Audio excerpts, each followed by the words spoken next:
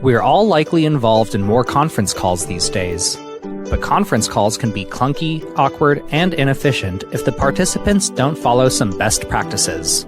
Lucky for you, we've put together some guidelines so that you and your co-participants can enjoy successful, problem-free conference calls.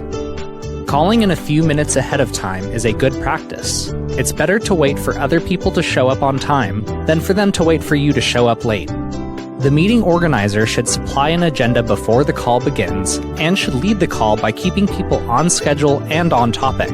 Save specialized conversations for another time. Make sure to mute the microphone when you're not speaking to prevent background noises from coming through.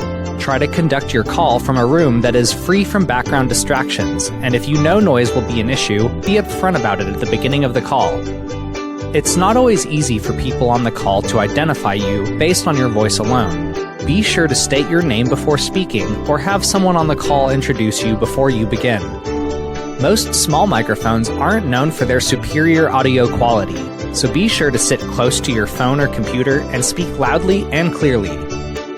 It can be hard to know when to speak up on larger conference calls. To avoid participants all talking at the same time, the organizer should leave space between topics and ask if anyone has comments or questions.